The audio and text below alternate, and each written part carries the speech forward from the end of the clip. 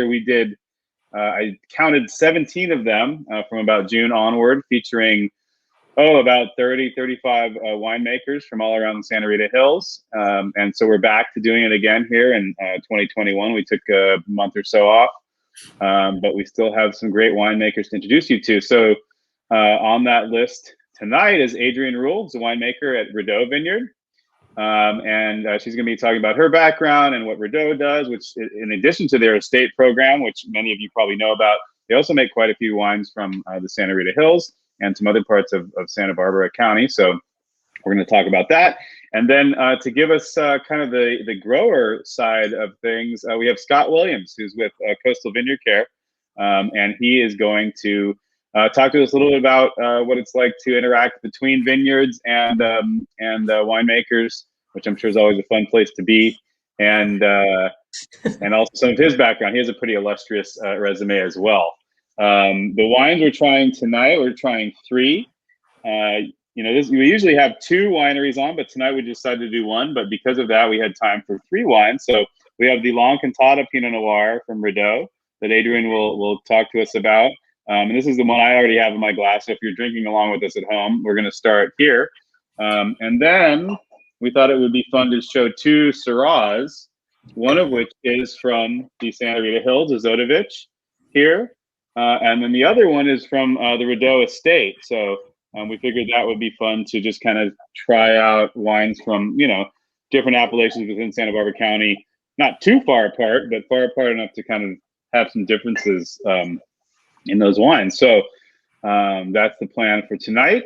Upcoming, we have one next week on the 23rd.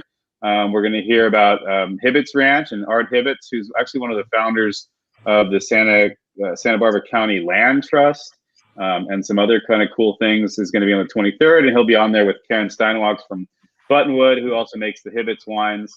On March 2nd, a couple Jackson family brands, Byron and Siduri, are going to join us. So we'll hear what they're up to these days. We're going to hear from the Foleys on March 16th. And March 30th, we have a Rio Vista showcase with the Thorne family, who's actually making wine from there again, and a couple other guests. And then on April 6th, we're going to do a showcase of the Hilt and Rancho Salsipuedes with Matt Dees, and Ruben Solorzano is going to talk about that amazing vineyard as well. So that's enough of me talking. Adrian, tell us about Radeau, and also tell us about your family history. Your family goes back to the 20s in wine. It does. So tell us your story and how you got into making wine at Radeau and how things have changed under your tenure there. So my family background, in 1927, my great-grandfather bought some property in a vineyard and winery in Dry Creek Valley. And it has remained in the family, which would make me 4th generation. And if you're doing the math, yes, he bought the property during Prohibition. But what made that actually a very smart move, because he anticipated that it would be repealed, was upon the repeal of Prohibition, he had a fully functioning vineyard and winery. So there was no delay in getting started back up. Another fun little piece of history there is they were able to get their original bonded winery number back. So it's bonded winery number 113. In the state, basically. Or is that the that's country? The federal That's the country, number. Yeah. That's over all wineries. Wow. Yeah, and for perspective, Radeau is 22,615. So there's been a few wineries over the course of history. And your family, that was like Zinfandel area? What were you guys going? Yeah. Zinfandel and Cabernet. So I grew up, and my brother and I still talk about it, eating grapes in the vineyard, Cabernet and Zinfandel mostly, but we did eat a lot of grapes. We were told to stop. And playing in the vineyards, trying to catch jackrabbits using old wooden wine boxes and, the good old Looney Tunes style trap. So we definitely baited a few traps here and there over our years. Never caught one, but we did spend many years trying. And were your parents directly involved in the day-to-day at the winery too? They are. So my parents both currently still work for the winery and are in sales. They're sales and marketing.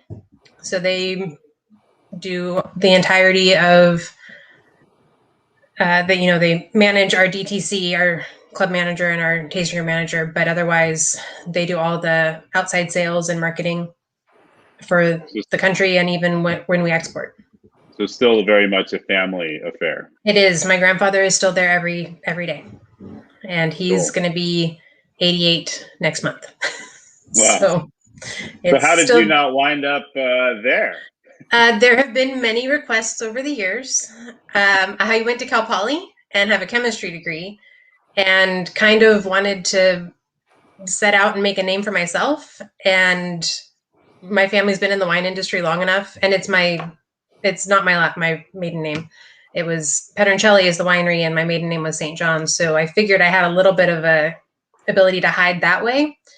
But my dad spent many years in cork sales and equipment sales as well. So he had a territory at one point that was down here, and people knew my name.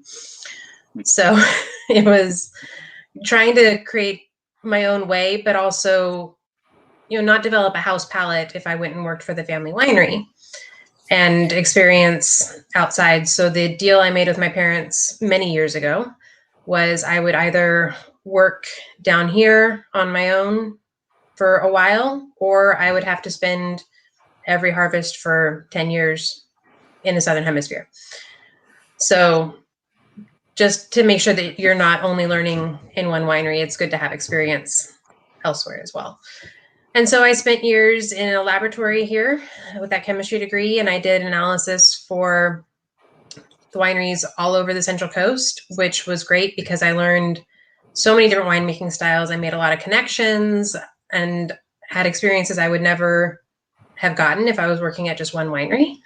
And then I got into the winery side, and I was an enologist and an assistant winemaker and worked at a custom crush facility, which gave me experience with so many different winemaking styles and personalities that I can sympathize with Scott. Winemakers, we're rough. We're a rough bunch. Dealing with a bunch of us can be difficult.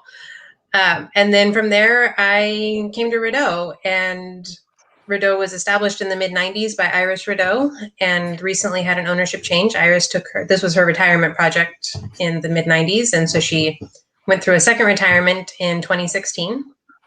And it's currently owned by a Canadian family, and they're young with lots of energy and kids, and it's been really pleasant and great, and worked to do some great things with the winery and the wines. But what drew me to Radeau was the Rhones. I had fallen in love with Rhones when I got into wineries on the Central Coast. I mentioned I grew up in cabins in country, and I will always love cabins in, and I do make a Cabernet. But I really did fall in love with the Rhones, and so that was kind of what drew me here. And then I also get the joy of being in Santa Barbara County and San Ynez Valley specifically, where we have so many different microclimates in such a small area, and it allows us to grow so many different varieties. And so we've got the Pinot from Santa Rita Hills, and now we're also making Syrah from Santa Rita Hills, and it's really been a great experience. So that's kind of my background and how I got to Radeau. And we'll talk a little bit more about the Radeau estate itself when we get to the Syrah there. But for now, tell us a little bit about, before we move to Scott, just give us a little bit more about this wine from Long Cantata, one of the very famous vineyards of the Santa Rita Hills. This is the 2016 Long Cantata, and it's 3 different clones off the estate. So it's 667, 115, and Pommard 4. And it means I get to kind of drive around the estate and sample grapes and clonal differences, but also a little bit of difference in the topography as well. I really appreciate the clonal blending because you get some spice from one clone and some fruit from another and a little bit of earthiness from a third. And I think it really allows it to bring the most to its most potential. It really expresses it. I also do about 30% whole cluster. And I was talking to Scott earlier. The reason I love whole cluster from Santa Rita Hills, or from stem inclusion in Santa Rita Hills, is that stems ripen, which is very important when you're doing stem inclusion, because if they're not ripe, you get a lot of really green characters. But if they do ripen, they can give some really great characters. And so I think in this wine, it brings forth some really great spice notes. Not too herbal, but there's this depth of richness to it that isn't there if you skimp on the whole cluster, in my opinion. Right. So, were you, was the Pinot Noir program already in full swing at Rideau when you started there, or was it something that you kind of brought into being? They had a Pinot program, but it wasn't necessarily consistent from year to year. So the vineyard would change. Whether it was vineyard designate or a blend would change. And so I actually bottled a 2013. I started at Radeau in 2014, April of 2014. And I did bottle a 2013 Pinot Noir, but it was a Santa Rita Hills. It was not a vineyard designate. And they blended from multiple vineyards in Santa Rita Hills. So I really focused on vineyard designates. If I'm going to make multiple labels of the same variety, I want them to be different, and I want them to be characteristic of something. And so I really have focused the program with vineyard designates. And the only wines that don't have vineyard designates are our blends. And that's because we do blend from multiple vineyard sites in order to do that. Right, right. Yeah, it really seems like vineyard designating now it's on like many different grapes all across the world, basically. But it seems like, at least in California, Pinot Noir really kind of pushed that trend in the early days. Like, if you were going to be doing serious Pinot Noir programs, that's where you should be vineyard designating. But Scott, well, this wine's delicious, by the way, Adrian. It's really showing well. Is this your current release, or this is a little bit of a library, or? This is actually a current release, but it's almost sold out. So we had a large 2016 vintage, which is why we've got 2 16s that we'll be tasting tonight and then a 17. But I actually think that they're showing so beautifully, and the other vintages are as well. But I really enjoy tasting some that aren't right away ready, just bottled, released. I like to show the age, and it's been nice because we've been pouring this one for probably about a year, off and on. And just to watch it develop over even just the course of that year has been a lot of fun.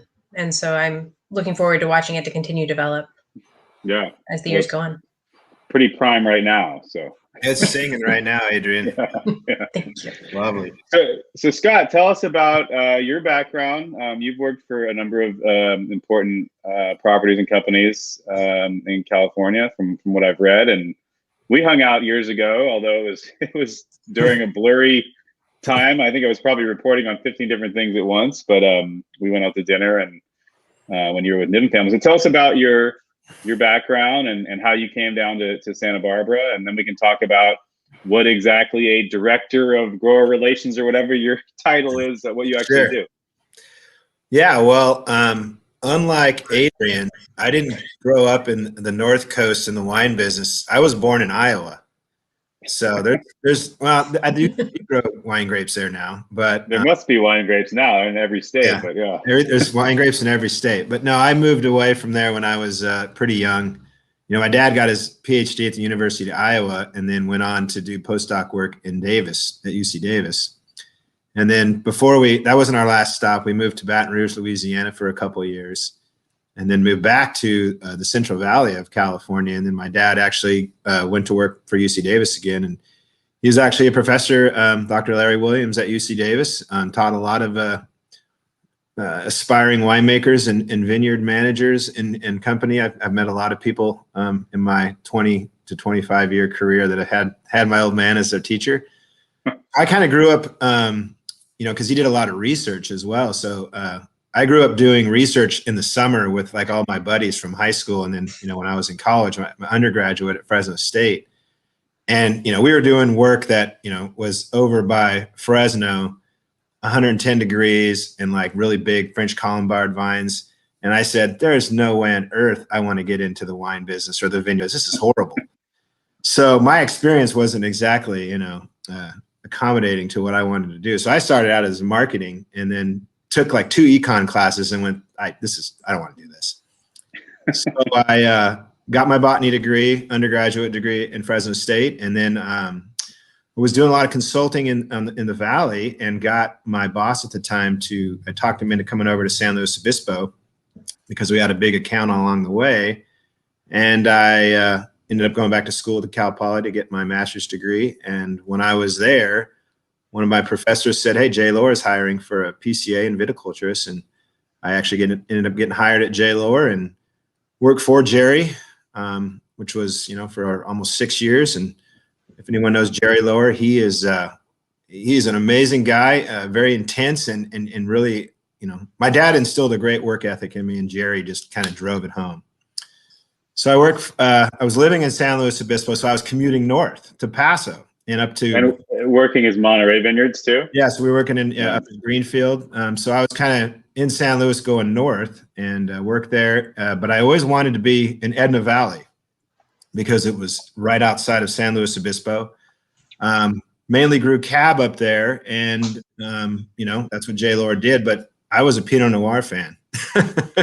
So and you were still seeking that cooler climate. I wouldn't want to drive over the grade. So I somehow managed to get out in Edna Valley, and I started working with Pacific Vineyard Company, and we managed just about every vineyard in Edna Valley at the time, around early 2000s, and worked there for almost 12 years, managing all the amazing estates in Edna Valley.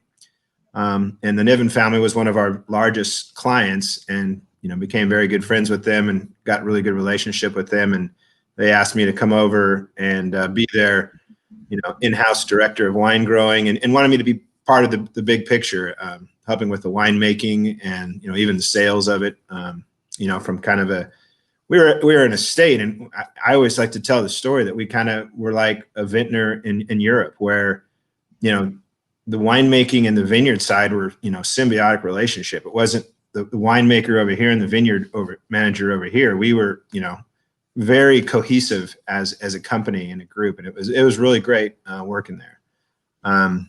And the Nivens were, for those who don't know, they were basically the pioneers of the Edna Valley way. They started Edna Valley Vineyard, right, before they sold it to Gallup. Yeah, they started, Paragon. We planted Paragon Vineyard in 1972. So about the same time, Richard Sanford was starting stuff down in Santa Rita Hills. So that early 70s was this really big growth in planting in places that basically were kind of unheard of and had no track record or history. So they were true pioneers, both in the sense of the varieties they were growing, and especially the regions they were growing them in.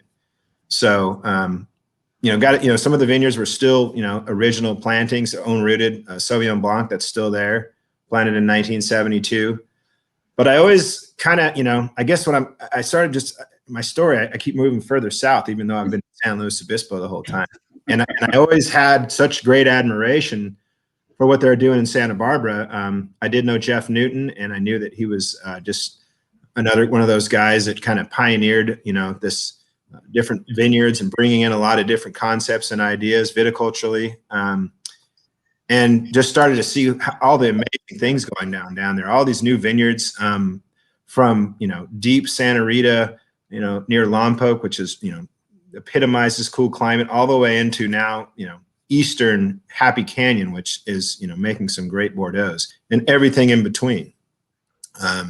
We farm, our company, I work now for Coastal Vineyard Care Services, or Coastal Vineyard Care Associates. And, we farm everything from Pinot Noir in Santa Rita Hills, Rhones that are becoming more popular out in Santa Rita Hills, Ballard Canyon Rhones, the Alisos Canyon area is really starting to get some traction, some amazing vineyards going in there, all the way up to Santa Maria, and Santa Maria Valley. And then way out, Los Olivos district where Adrian is at. And now we have some amazing new properties that are already been planted and new plantings that are going in, it seems like every year. So it's exciting. Right. Dealing with. And you started with Coastal like a couple years ago? Yeah, it's this is going into my third harvest. I like to, in the wine business, there's harvest and harvest. Yeah. I think this will be my 23rd or 24th vintage. So yeah, already going to be my third for Coastal, which is, I don't know. I guess the older you get, the more the time flies.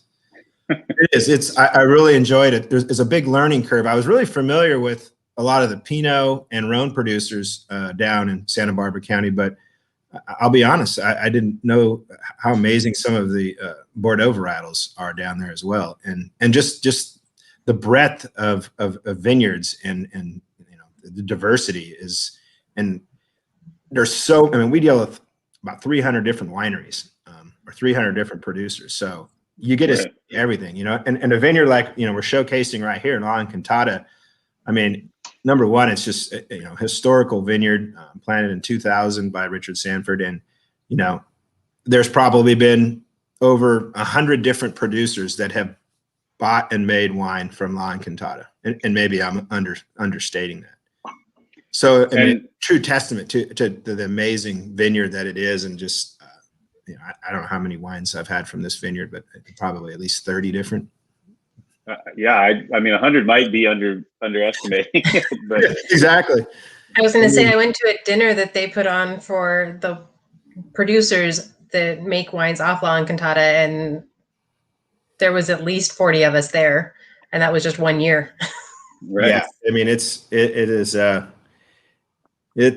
been around for a while. I like to say, kind of, I mean, everyone always likes the new shiny toy, i.e. the new planted vineyard, and and you're usually planting new varietals that kind of tends to draw people in. But when you go to Long Cantata, it looks a little long in the tooth these days. But I always tell people, don't judge the book by its cover, because it's, to be honest, it's in balance. There's not a lot of inputs that are necessary there, because the vines are so balanced that it just kind of, the vines just say, hey, this is what I got. This is what you're going to get. And it's going to be amazing. It is. They're very uniform clusters. I will say that. It's possibly the only, they're tiny, but there's a lot of vineyards, you go, and even my own estate, you're looking at it and you've got little clusters and big clusters and odd shaped, but it's like Long Cantata, they are uniform in shape and size, and they ripen beautifully. It's amazing. They're like little monkey fists. That's what people always ask, how many clusters go into a bottle? I'm like, well, Pinot Noir or Mourvedre. Yeah. Long Cantata Pinot Noir or... So Scott, what is the nature of your job? Your title is Director of Grower Relations, is that right? Director of Wine Growing Relations. I do a lot of grape sales because we do have so many vineyards that we farm and manage. And the nature of Santa Barbara County is basically there's a lot of individual private vineyard owners that aren't necessarily affiliated with a particular winery. There are estates like Radeau, but a lot of these vineyards are basically planted with the assumption that some of these guys want a vineyard, and they rely on us both to obviously develop the vineyard, plant the vineyard, farm the vineyard, harvest the vineyard. But the hardest part of all that, just like wine, is selling the grapes. Just like you can make wine, but you got to sell the wine. Right. So you work as you represent essentially vineyard owners and interface with winemakers for you. You basically make that connection between. Exactly. Trying to, we have winemakers reaching out to us. It seems like right now almost daily, looking from everything. We've got clients that buy 1 to 2 tons, and we've got clients that buy upwards to 700 to 1,000 tons. So we like to say that every one of these clients is important. The 1 ton buyer is just as important as the 1,000-ton buyer. Because I have my own small brand that we just started, my brother and I, and, you realize when you've got a couple tons, that's all you have. So you can't screw it up. So that's how, and I see this when wineries and new producers come looking for fruit, you realize how important, just those couple tons of grapes are to that particular person. Right. Well, you only have so much to spend on that vintage, and that's all you're going to spend it on. So yeah, exactly. Whereas some of the big guys, they're buying 1,000 tons here, there, everywhere. So they have some more ways to hedge their bets a little bit. Yeah. Yeah. Right. Great. Well, I definitely appreciate that you guys care about the little guys. I may not be as little as you, but I definitely have a lot of 1 and 2 ton lots. So yeah, no, I mean, that's kind of how Jeff set it up. And I think that's what always used to attract me down there as someone from afar looking at, Coastal Vineyard Care Associates as a company. I was just like, I knew they they just farm so many small boutique vineyards for so many small boutique producers. And I'm like, how do these guys like keep track of this? And now that I'm on the inside, it's like, it's pretty crazy, but it's really fun. You know, it's a very dynamic kind of company. And, you know, you get to meet so many different people and see how many, you know, so many different ways to do things. And there's never a dull moment, to say the least. Well, and thanks to the way Jeff set that up, I mean, that model has not only served Coastal well to raise its reputation as a very boutique level farmer who can handle bigger stuff, but it's really served the county well, at least from a journalist perspective and from a visitor's perspective. I mean, now we have all of these great small wineries that are making wine in their own kind of unique ways from place to place, and way more interesting to me than like a handful of huge companies making wine. Oh, absolutely. Much more to enjoy. It kind of takes all of them these days. It really does. You know, just the breadth of acreage that we farm. But yeah, you'd think, you know, yeah, we were just this big farming company that just did things kind of monochromatically, and it's anything but that. You know, it's exciting to see. It's, you know, there's purposes for everything. You know, it's like, is the goal here to deliver a production to meet the goals of this, you know, producer? They want a lot of fruit and they want it at this price, but they want a great quality. Or is it an acreage contract that, you know, the winemaker is coming by there every other week going, you know, checking on you and making sure things are meticulously, you know, taken care of. Yeah. Please take off the bottom grape of every cluster. Not that bad. You know, as the most, they're not that bad. You know, when you taste the wines, you know, you realize, you know, it's like at the end of the day, you know, you have to stand behind that bottle of wine, and you know, you only get one shot at it each year. Right. All right, Adrian, let's move on to the next wine. I assume we should probably you want to do the Zodovich first? Yeah, I would do the Zodovich first, stay in Santa Rita Hills. Right. We go back and forth in the tasting room when we pour both these wines as to which one to taste first. And ultimately what we've decided is if you've been tasting estate wines, you do the estate wine. If you've been in other regions, you do the other one. And I think the reason we like that is because of the regional characters that flow through. If you break it up and you stick something else in the middle, you kind of lose that progression. Yeah, that makes a lot of sense. Yeah. So, and then before we actually go to the Syrah, how many other Pinots do you make from the Santa Rita Hills? Any more? We make one other one. We make a single bottling, a small lot of Peak Ranch Pinot Noir. Great. It's a Swan clone, and so we bottle that as a reserve because it's our only single clone Pinot Noir. Okay. And you also do you still make the Gary? You were making a Gary for a while? We haven't made it since 2018. Okay. Any other Pinots in general? Not anymore. Those are the two that we're making at this time. We may bring some others back in. I do enjoy having a Santa Maria Hills and a Santa Maria Valley for the comparative. I think it's a lot of fun to have those, but we don't have that right now. I may be looking to bring in a Chardonnay again this year, which will be, it's been a few years since we've made a Chardonnay. And there's a couple areas I'm looking at, but Santa Rita Hills is definitely, I've got a couple.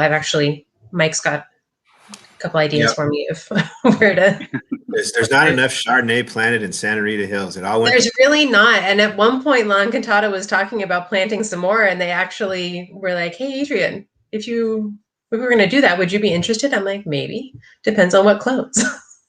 But it's funny talking to, you know, very serious winemakers and sommeliers and stuff, like as much as Pinot Noir is super exciting right now and is delicious, a lot of them think that if you fast forward 100, 200 years, like Santa Rita Hills is going to be known as a Chardonnay region because the stuff that comes out is so distinctive, yet also on that kind of world-class level. So absolutely, I agree. We'll see. All right, so tell us about this Syrah. When did you start making Santa Rita Hills Syrah? And was Zodovich the first? Zodovich was the first, so 2017. Okay. This is the first bottling, which is why we don't have a 16 of it. The 2017 Zodovich Syrah is the first Santa Rita Hills Syrah we ever made. And that was a lot of fun. I've had Zodovich Syrahs before, and actually when we were looking at potentially doing this, it happened to be right before Vintners Festival. And so I think, I don't know if it was Mike or Ruben or who it was, but they had, you know, said, "Hey, we have somebody who might be interested in buying some Zodovich Syrah. Can you bring a sample of it to the Vintners Festival?" Perfect. So that was where I tasted what they had available. Nice. And of the block that I do purchase it from. And so it's been a lot of fun. I've always thought that Syrah does really well on hillsides, but this block of Syrah is flat. It has not even the slightest up or down. It is just flat, flat, flat, and oceanic sand. It's like being out at the dunes. And so you definitely make sure that you either are barefoot or wearing like higher shoes, or you're going to get all the sand in between your toes and you're not getting rid of it. But I just love everything about it. It's a little bit later ripening. It's a little bit slow, but it's a very even ripening. Even, and I don't want to talk too much about 2020 vintage because I think there's a lot of great things that came out of it, but I think we're still seeing a lot of what is going to happen as a result of everything we went through. But even in 2020, it was a very even ripening Syrah, which was great because we're looking at other blocks in other places getting scorched and, you know, bricks skyrocketing and acids plummeting and just kind of going, okay, what do I do? What do I do? And this block just remained even throughout all of that. And I think the cool mornings and the fog and that marine layer, and it burned off even in the hottest days. I think that marine layer and that flat topography really helped this wine. Right. And so it's been a lot of fun. As far as my styles of Syrah, this is the only one that I don't do a saignée, which is a draining off of the juice to concentrate the flavors. And I don't do any stem inclusion. Mm-hmm. On all of the other Syrahs, I do both in varying capacities. Is that because the stems aren't? Well, go ahead. Well, the stems are right, but it's because I really wanted the purity of the grape to show through in this wine. And also, if you taste it, it has a lot of those things that I look for by doing a saignée and a stem inclusion are already there. Yeah. It's already very rich. It's already got great spice character. And so savory note. I think if I had done that, it would have just been too far in that direction and not as balanced. Right. Scott, are you seeing a lot of, you kind of hinted at it earlier, but are you seeing a lot? I mean, I have Cool Climate Syrah is like one of my favorite wines, if not my favorite wine. Are you seeing a lot more producer interest in the stuff that's being grown in the Santa Rita Hills when it comes to Syrah and Grenache and that sort of stuff? Absolutely. Syrah, we still seem to usually place people looking for this varietal. Grenache now, that was another one, especially that you have a lot of buyers specifically looking for Santa Rita Hills Grenache, and we just don't have enough of it. It's kind of like Chardonnay. And Syrah, I mean, I think, Cool Climate Syrah and Grenache is just, it seems to be getting more traction. Not that it was ever out of vogue, but there seems to be people specifically looking for Santa Rita Hills. I want SRH, Syrah, and Grenache. Mm-hmm. Big buyers are coming down looking for tasting room specific grapes, just for small bottlings. And then, of course, a lot of the small boutique producers are really migrating to the Cool Climate versions of both of them. And this is beautiful. It's I think it's another one of those varietals that's not planted enough. It's just crazy because Santa Rita Hills has just always been Pinot Noir, and I would say right now there's a little bit too much Pinot Noir and not enough Chardonnay, Grenache, and Syrah, specifically for that AVA, because it just does, that savoriness. I mean, you get a little bit of that, like that olive tapenade. Almost like sometimes not a ton on this one, but a hint of almost like a seaweed aspect, like a nori wrap or something. Nori wrap.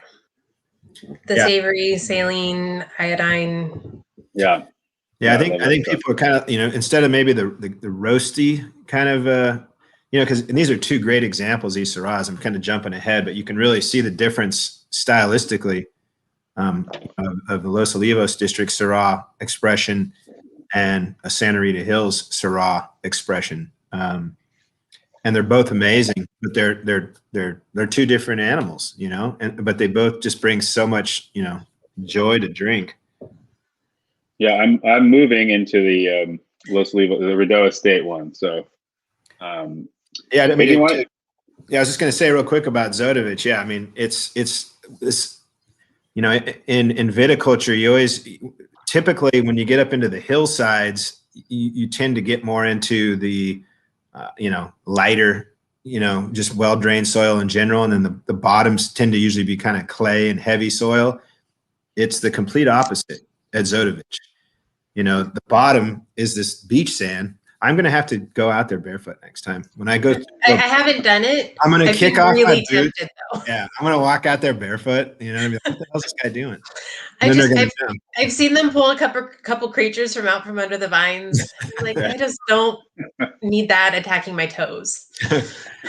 Yeah, and then because there's a small little hillside blocks at Zodovich that do have some Syrah and Grenache planted, and they have more of that, you know, heavier clay, you know, a little more magnesium content, and then the bottom is just it's sand for like 36 inches.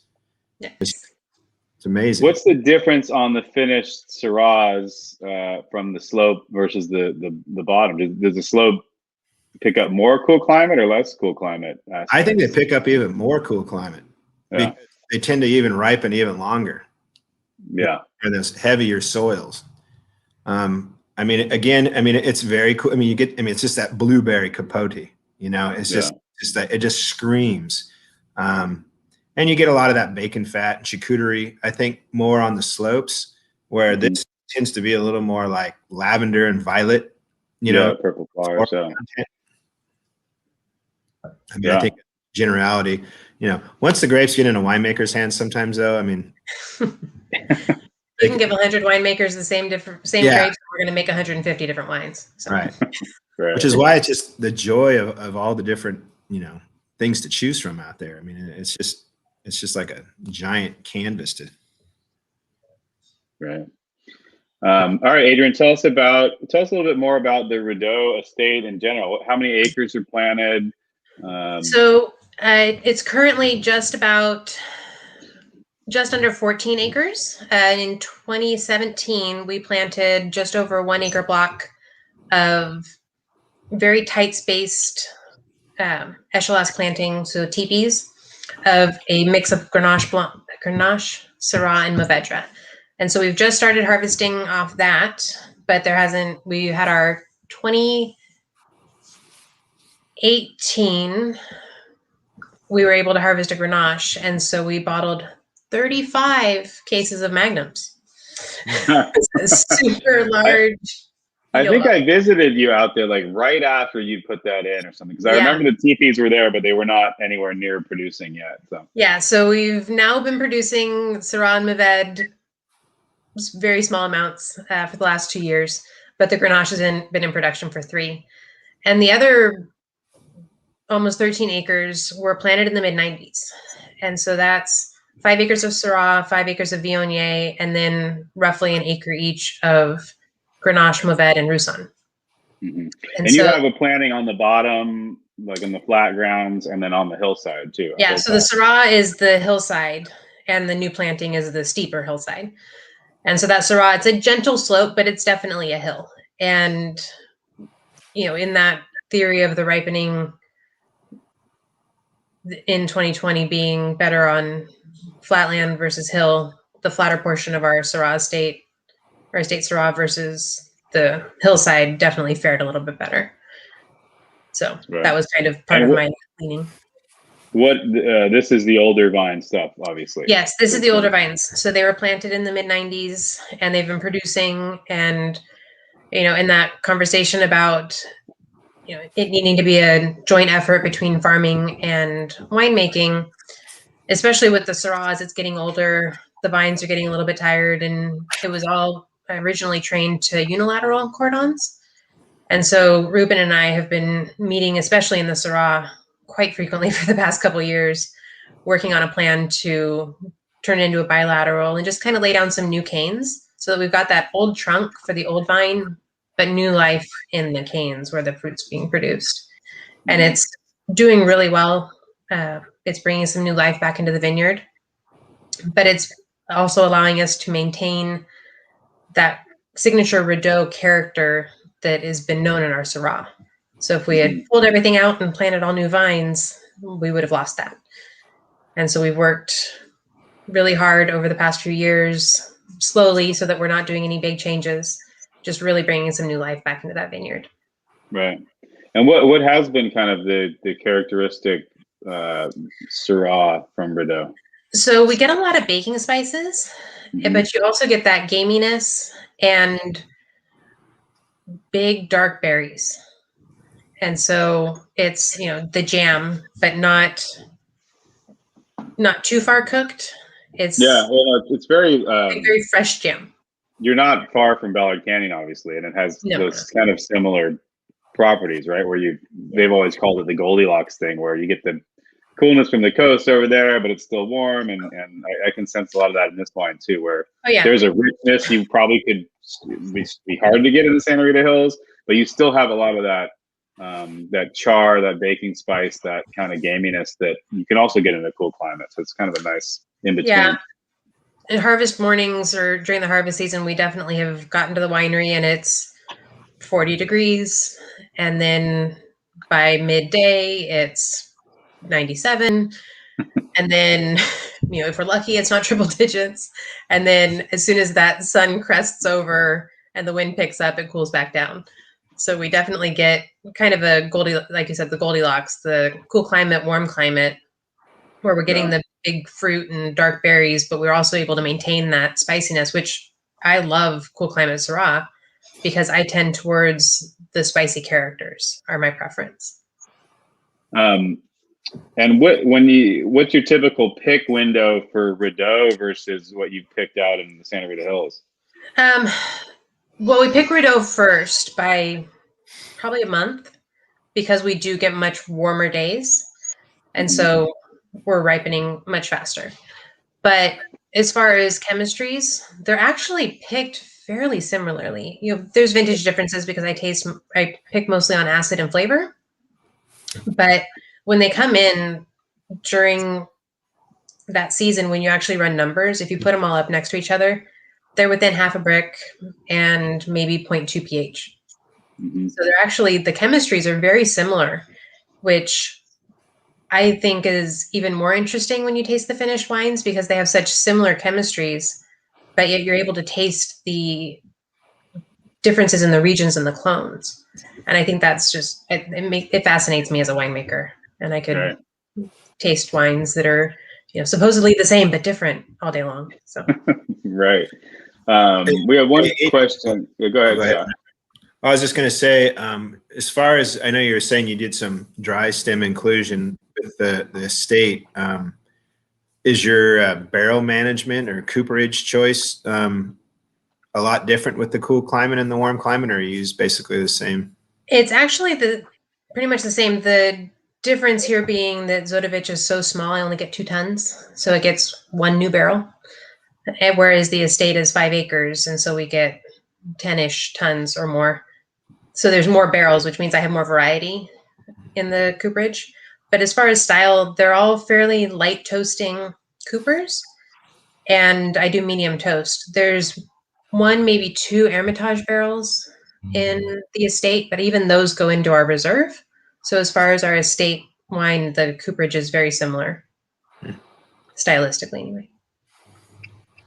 We had a question from a viewer who asked us what we were tasting, and to Greg, we were tasting the Long Cantata Pinot Noir from Radeau from the 2016 vintage, and then we have 2 Syrahs, which is the Zodovich 2017 from Santa Rita Hills, and then the Rideau Estate from Los Livos District 2016. And you were able to actually label this as Los Livos District, right? Did I see that on the label? Yes, we were. You bottled it right after it got approved. We did. It's the first that we might have had 1 vintage prior that we bottled. This is in barrel so the Zodovich is in barrel for about 20 months and the estate's in barrel for about 27, which, to be completely honest, had more to do with how many tanks I had available. and when I needed to bottle things in order to have the right number of tanks than any other reason at that time. Right. Well, we liked what it did, so we stuck with it. But that first vintage of choosing when to bottle things had more to do with, I'm not going to have enough tanks if I try to do it then. And you can tell just on, not that alcohol level always means a whole lot, but you can see that your Los Leos is 15.2 and the Santa Rita is 14.2. So, that heat is showing up. Even the chemistry is mostly similar. Like there's some of that difference there. Yeah. Oh yeah. No, it's There's and also that's the thing. They're different picking. Yeah, there's two different vintages too. I remember because that 16 vintage was it was on the tail end of that 4 or 5 year drought period we had. Yeah. That's true. Every year. And then 17, we kind of finally got back into normal moisture, and I felt like things kind of were normal, if there's such a thing in California anymore. Right. Well, and I do native fermentations, so my conversion rates are always unknown and shocking. So there was one, since it's Mardi Gras season, someone wanted you to talk a little bit about Iris Rideau's New Orleans background. I don't know how much you have on that information, but so she did have a background in New Orleans. She was born in there and spent her early years in New Orleans. And when she founded the property, she did have a bit of a New Orleans theme. So you will still see that we did keep the fleur-de-lis. It's a little bit more subtle, but especially on the estate bottling, you'll see that there's a bronze fleur-de-lis on the front of the label, and it does show up in the back. And so it carried through the sale, and the new ownership being from Montreal, they also have a tie to the fleur-de-lis. Yes, right. Yeah, it's when you said subtle, I had to, yeah. Yeah, so that was it. But we really started focusing a little bit less on kind of that aspect and more on really focusing on the wines and the vineyard and where everything's from. So that's been the change, because when Iris retired, we didn't really feel it was appropriate to kind of try and still be her. It was important to create our own identity and let her be her. And how is the situation now? This is the first one of these I've done since the lockdown and then the opening.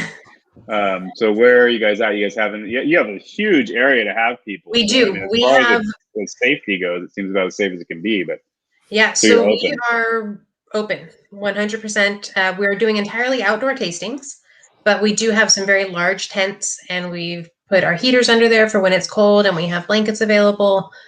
And we have, as you mentioned, we've got sprawling property for tasting. And so it's been beautiful. So we still have our tables that aren't under the tents, but we do have those tented areas as well. And we've got the oaks. So even in the summer, you've got the shade, and everything is by appointment recommended. So we do appointments. We do have the ability, if you are a walk-in, but if we're full, then it's kind of bottle and glass service at that point.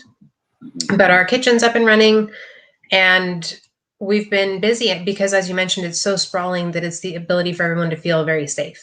Mm-hmm. So when you say kitchen, you can get flatbreads, charcuterie plates.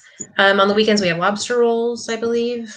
And I think it was only for last weekend, but Valentine's weekend, they did a French pastry, basically, I guess is how to describe it, and wine pairing. So our chef is actually French, and his background is he's a pastry chef from France. So we have some really good pastries.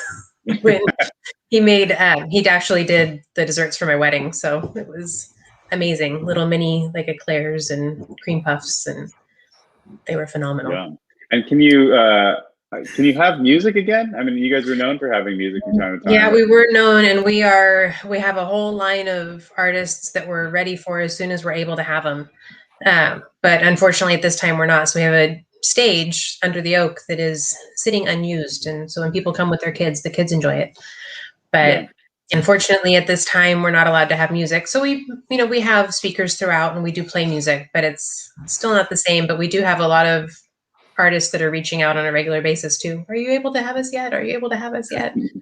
Yeah, they're itching for something to do, I'm sure. Yeah, and we we love having them. And it's, it's again, such a sprawling property that you can sit where you can hear them and see them, or you can sit where you can just hear them. Or if you're like, I want to have a conversation, you sit on the other side of the property and you're fine. And you're still close to the tasting room. You still get checked on. And it's great. You can kind of choose your favorite way of tasting wine. Right. Not to put you on the spot, but do you ever think you'll go back to your family winery up in Sonoma?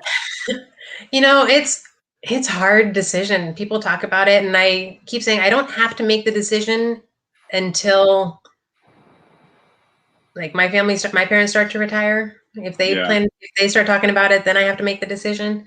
But in the fourth generation, I have one cousin who works there full time with his dad. And so his dad is our vineyard manager, and he works with his dad, and he also works in sales.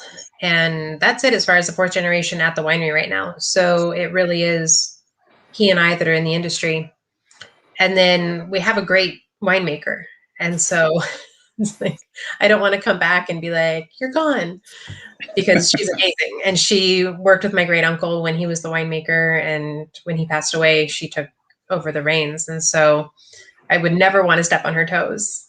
So it's kind of a possibility in the future, but as long as she's there and my parents haven't retired, I don't have to think about it. Yeah. So you got some time. We'll still have you at Radeau for the time being. Exactly.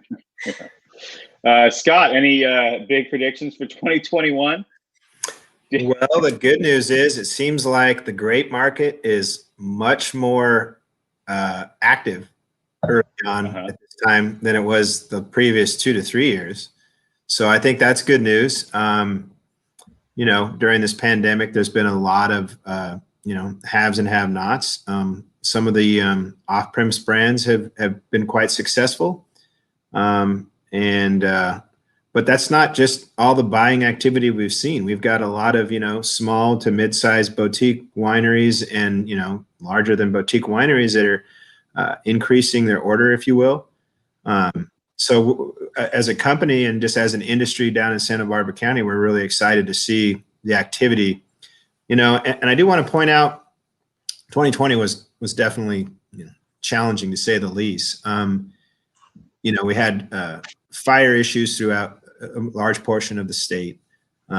We were, I look at it now as fortunately able to supply a lot of producers in the northern parts, from Paso into Monterey County up to the North Coast with grapes from Santa Barbara County for the 2020 vintage, because, a lot of theirs was compromised from smoke taint. And it's, I don't want to be successful at other people's demise, but it was great that we were able to do that. And it also kind of opened up the door for a lot of these guys that wouldn't otherwise come down and look around Santa Barbara County to say, wow, there's some amazing quality fruit down here. Because as amazing as we all know Santa Barbara County is, it's a little bit isolated as a wine region and a wine growing region in the state of California.